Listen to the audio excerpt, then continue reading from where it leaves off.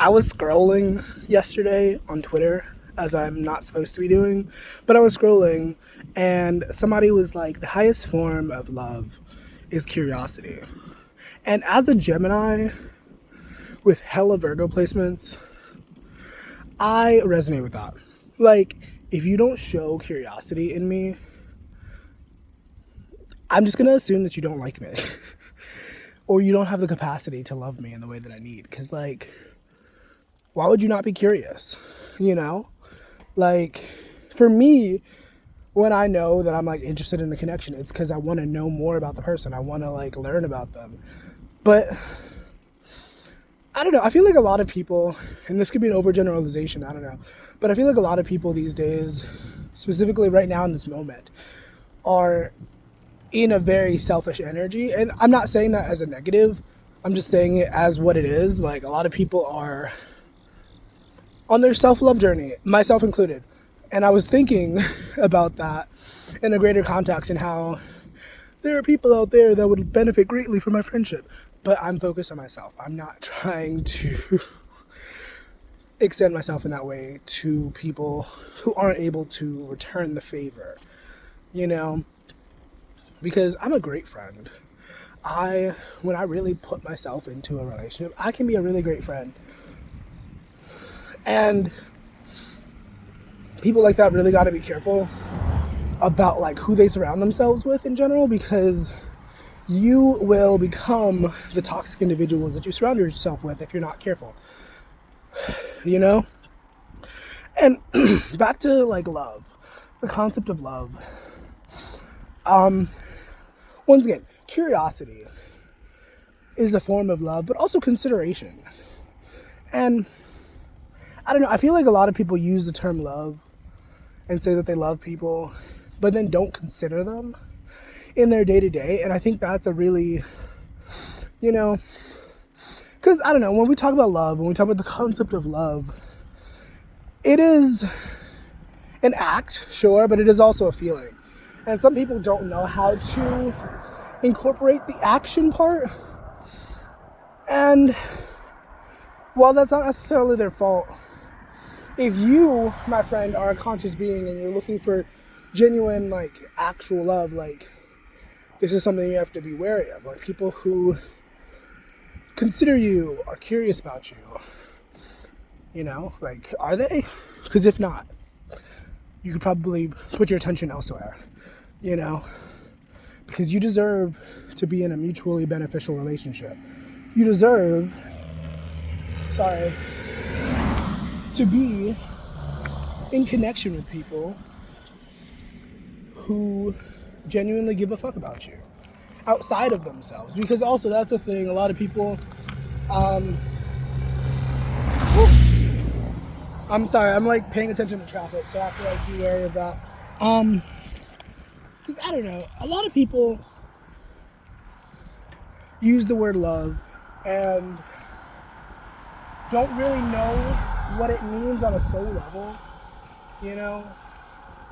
And once again, it's not necessarily their fault, but it is a result of distorted love, you know?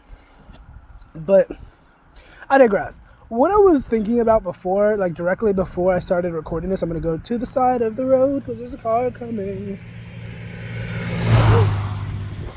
What I was thinking about before I started recording this video was that phrase that I've heard before where it's like, small-minded people think about people, average-minded people think about events, and big-minded people think about concepts and ideas. And I was thinking about that in relation to the curiosity thing, and it is so annoying to, and I'm not saying this to like toot my own horn, I'm just saying it as an objective. Like, it is so frustrating to be a big-brained person, to be an intellectual, surrounded by small-minded people, surrounded by pseudo-intellectuals, because you'll try to have conversations, you'll try to connect in certain ways, but it often doesn't work because they can't really fathom all that you're trying to like bring to them, you know? And it's no shade to like quote unquote small-minded people. Like, we're not doing that. But this is why it's important to be mindful of the content you're creating, or not creating, well, also that, but the content you're consuming, as an intellectual, as a growing spiritualist, as a person with big ideas. You know, because if you shrink yourself down to the environment that you are in, you will find yourself full of regret, full of resentment for the decisions you've made on the behalf of others. You know, because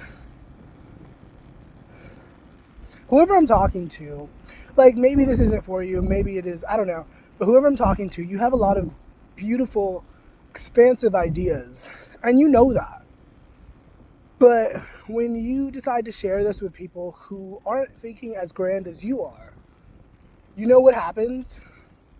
You succumb to their own ways of thinking. You get met with resistance. You get met with like, well, you can't really do that. That doesn't make sense. No. And then you have to, oh my God, there's vultures. There's vultures. And then you have to, and then there's also the thing about like people siphoning your energy and whatnot. And I don't know, I kind of teeter between this ideology and against it, because I don't like having such a pessimistic mindset. But I also recognize the importance of being real occasionally.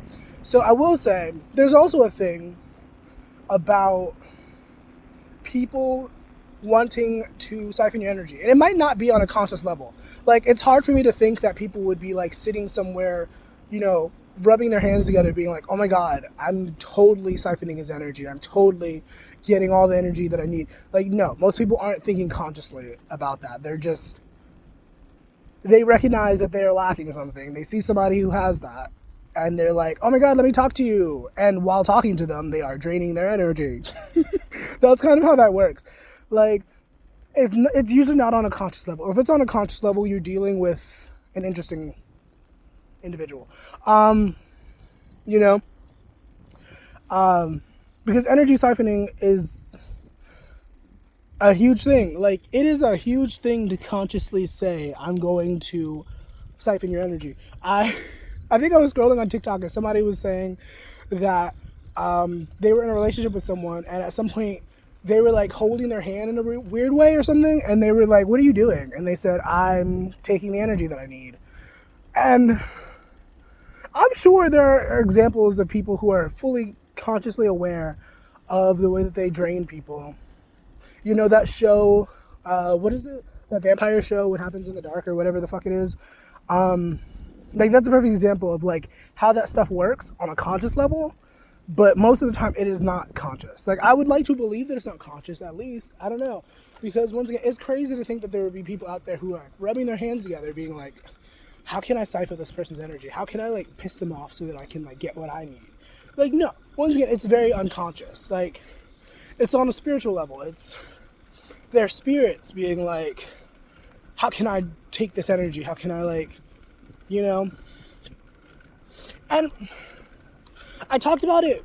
Actually, I don't know if I talked about it. One of the delusions I had in the last few years, one of the psychosis moments that I had, was about aliens. And I don't know, part of me feels like this was like a message, but like I was going through psychosis, so it was distorted. But like, I very much so believe that we live on our planet, we live in a world where aliens have already invaded. And not all aliens have the best intentions. Most, I would say, do, but then there are some who do not. And part of the delusion that I was having was basically saying that more vultures was basically saying that aliens, higher form life beings, whatever, have come to Earth and have basically taken over the minds of the masses. And when we talk about, like, I'm thinking specifically of that one track, Alien Superstar, which also, beautiful song, Beyonce, thank you.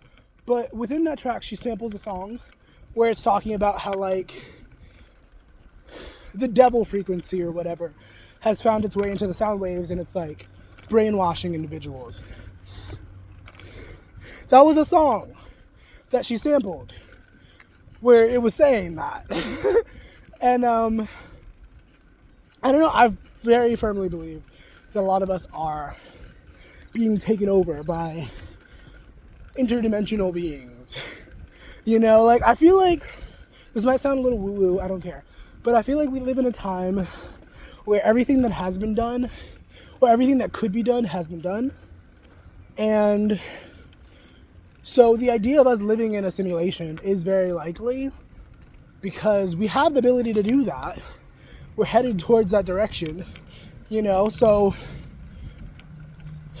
I don't know, it's really crazy to think about the fabric of reality sometimes, and like the possibilities of what are, you know? I don't know. Because I was watching Rick and Morty the other day, and it was basically like, he made a tiny world within his engine to sort of power his engine. And then they had made, like the people in that reality had made a tiny universe, a tiny reality to do the same thing basically. Oop, had to stop. And it was just this like ongoing, repeating cycle of like, I've created you, and then you create something else. And I don't know.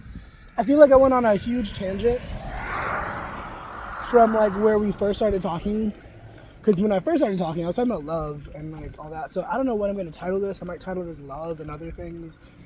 I don't know, but I thank you for being here. If you're not already a member of my Patreon, you should definitely go consider joining.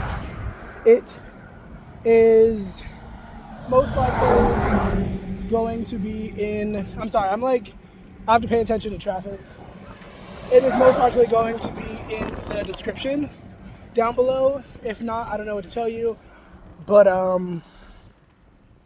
once again, thanks for being here. You should definitely engage with the video if you found this useful or whatever.